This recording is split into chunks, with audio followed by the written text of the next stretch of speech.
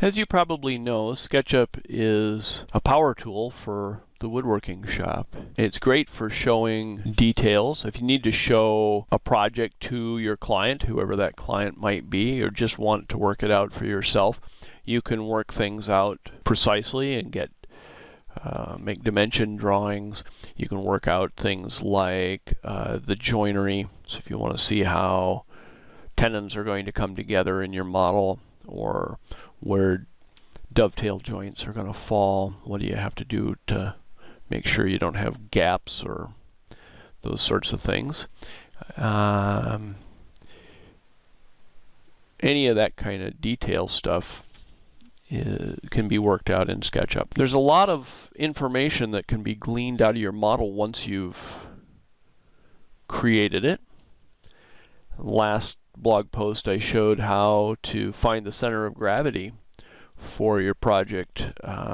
If you're concerned about if it'll tip over or not, is it safe? You can let SketchUp figure that out automatically with the use of an extension.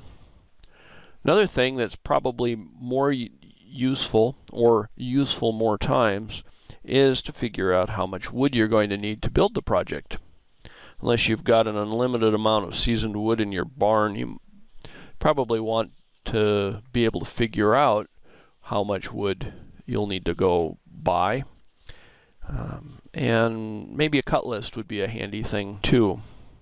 I was chatting with a fellow woodworker the other day. He told me that he likes to detail his projects in SketchUp because he can look at it while he writes out his cut list by hand. And he was surprised and amazed when I showed him how to create his cut list in just a few seconds with an extension. Perhaps you'll find this useful too. There are a number of different cut list generating extensions available. I've tried a bunch of them, and I find the CutList extension, which is available in the extension warehouse, to be the most useful. It's by Steve R. And this one is an old one. It's from 2014, but it's very powerful. It's simple to set up and just very easy to use. One note, if you're using the extension warehouse, if I were signed in here, this would show install instead of download. You can just click this red button and it will install it automatically. If you're not, when you click on download, it'll ask you to sign in. Easier just to sign in advance. I've already got it installed, so I'm not going to install it now. And you'll find it in the extensions menu once you've got it installed. I'm going to make that window a little bit smaller just so we can get it all on the screen. There we go. So when you open it, there's a user interface that has some various settings that you can make. This is the way it looks when it comes right out of the box. I'm going to make a few changes to this before we run the cut list. There are little help text boxes that pop up if you click on the question marks on the right hand side. So that's really a handy thing here. When you want to get rid of that text box, just click in it. It'll go away. As far as cut list output is concerned, it will generate a web page, which I'll show you shortly.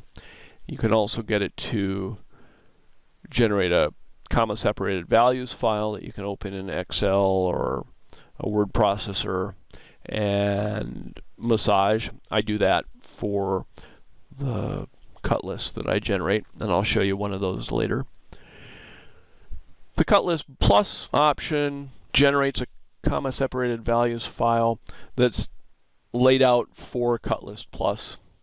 It also it leaves out parts, things like hinges and knobs and whatever you might sort off into the parts section. The layout portion of this shows how the pieces would be laid out by the extension onto the boards. For solid wood, it assumes best quality wood, so it can't sort or make adjustments for things like knots or other defects that you might do in the shop. We get to choose what parts we want included in our cut list. Components in our context generally would refer to things made out of solid wood, while sheet goods would be things like MDF or plywood, or veneers, things like that. Forcing board feet just causes the program to calculate board feet even if you use a metric units in your model. It doesn't matter if you turn that on or off if you're using fractional units or imperial units. Part words and sheet material words are words that you can add to, or may have already added to, your component definition names that force those parts to be sorted into either the parts section or the sheet material words section. You add words by typing in here. They're separated with a space, so I'm going to go ahead and add some because I know these are in my model. And so I've got a scutcheon and screw and hinge and leaf, and we don't need the word and, knob. And then I used ply on a couple of parts. Normally in a project like mine here I wouldn't use plywood, but just to show in the cut list I did define a couple of parts as plywood, made out of plywood, and by adding the word ply. So once you've added words, if you click on Save Settings, the settings are saved, and the next time you run the cut list, these words will be included. They'll still be there. On the Layout tab, there are some, this is all related to the layout portion of the extension. You can tell it you want it to split wide and thick parts, layout by material, minimize waste, and line up parts to cut lines. Saw kerf is kind of handy. You can add that in. If you have, let's say, a 1/8 inch blade on your table saw, you set the width or the portion of that, and then you need to add a multiplier. If it's a 1/8 inch blade, you just add a 1 here. If you were using say a 3/32 blade, you could put in 1/32 and then change that to 3, and it will give you a 3/32 curve, whatever it is you're using for your saw blade. In the board section down here, you can specify what thicknesses you might have. Let's say we've got 4/4 and 8/4 boards available to us. Nominal thickness, that basically is going to give us those thicknesses in our cut list if we have that. And nominal thickness margin forces the extension to round thicknesses up to the next thickness. So for example, a 3/4 inch board would report as 4/4 inch. If you have something like 7/8, that's not going to show up as 4/4 with the 3/16 margin. That would roll up to 5/4. So you can play with that. Again, there are little help bits over here. You just click on the question mark and it'll tell you about that line. You can enter the nominal board width and length. I'm going to change this to 8 inches. And then under sheets, you can choose width and the length of your sheets of plywood. Again, you can save the settings. Go back here. So I have web page for both the cut list output and the layout output. And I'm going to run this. I don't have the model selected, so it pops up this little box that says nothing was selected. Generally in my models, I have the assembled version of the model, and I have an exploded view, and I have individual parts, so I don't want to do this. Instead, I would normally select just the assembled copy of the model. Otherwise, you end up with a tabletop for each place it's shown in the model, or you might have 10 legs instead of 4, that sort of thing. So, but here I'm just going to click OK. There's the layout generated already, and the cut list is back there. So it happens incredibly quickly. And you can see the parts showing on the boards. Here are the legs and the tray edges and drawer runners and the drawer bottom. The drawer bottom, because it's solid wood, is split into a few pieces. This is for the large drawer.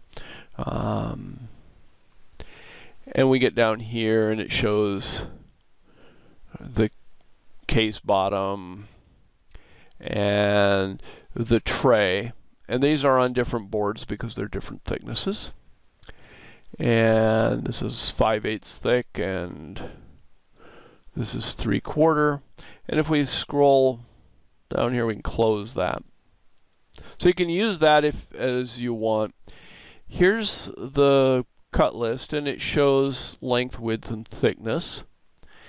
It gives you the names of your parts under the description, the board feet per unit, per part, the total per line, and the total length. Total length can be really handy if you're dealing with things like moldings. Down here we get our total board feet, and it's separated by the materials. Now I show a pine 1 and pine 2, and that's because I use 2 different pine materials. I have 5 or 6 pine boards from the same log shown or available, and I just use 2 of those. And then the sheet goods section shows the case bottom and the tray, and it gives their dimensions.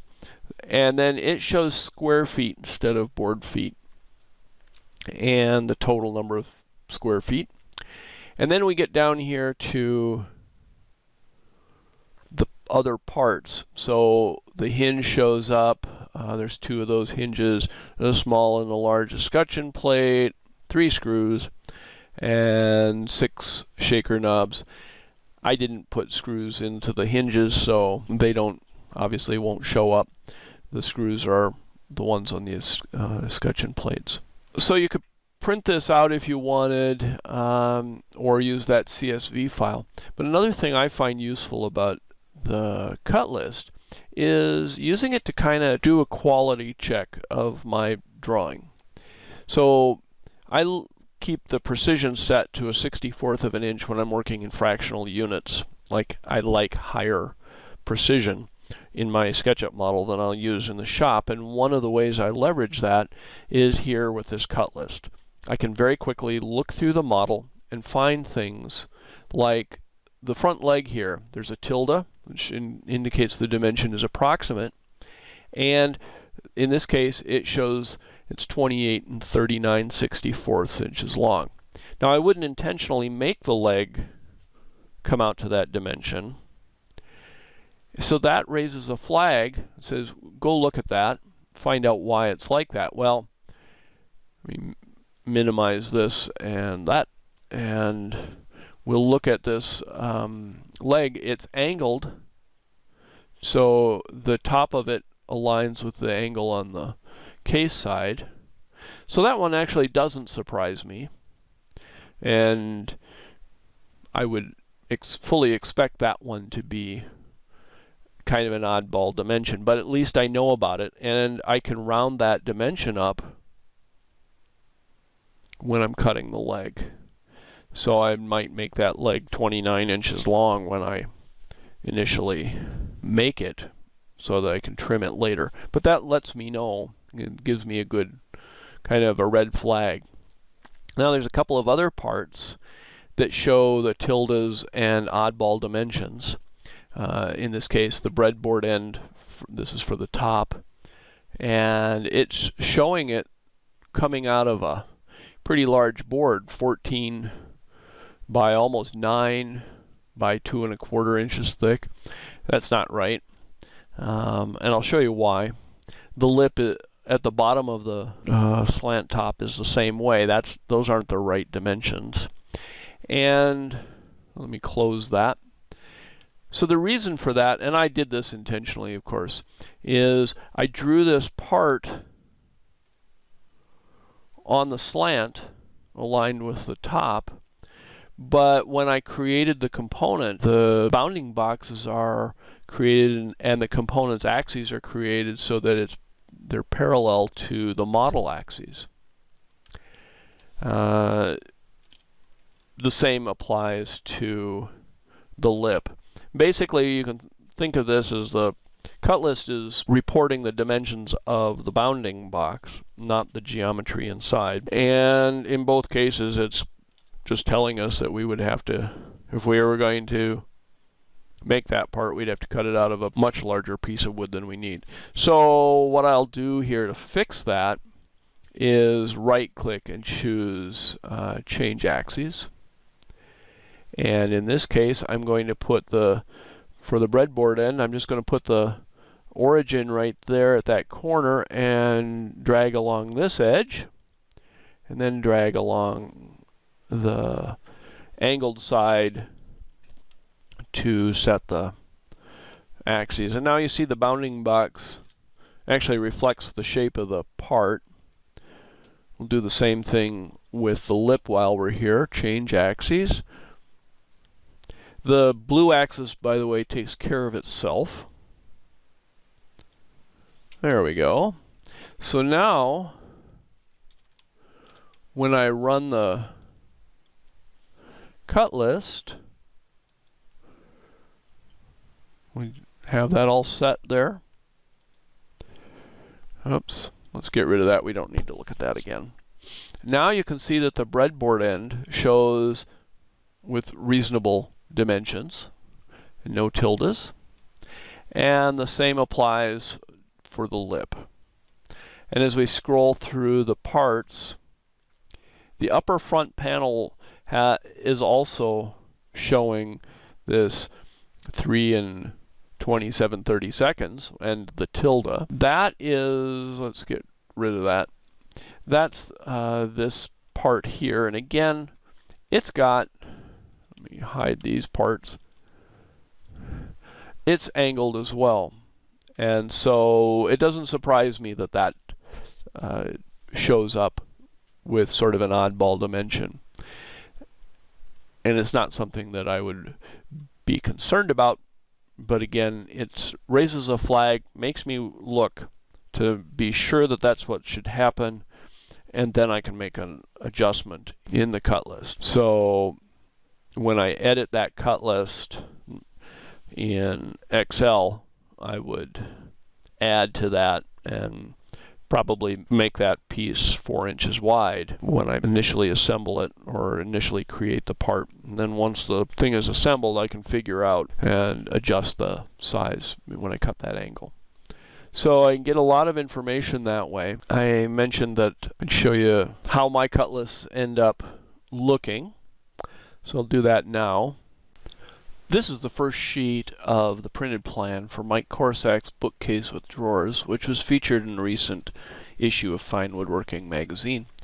The CutList is shown over on the right-hand side of the sheet.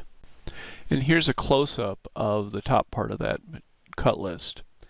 As you can see, the quantity and the description are there. I rearranged thickness, width, and length. And I tend to rearrange the rows so that I can sort things by assemblies. You can do whatever you like. This is done in Excel, editing the comma-separated values file, and then it gets printed out after it's formatted. So give this extension a try. I think you'll find it very useful for your projects.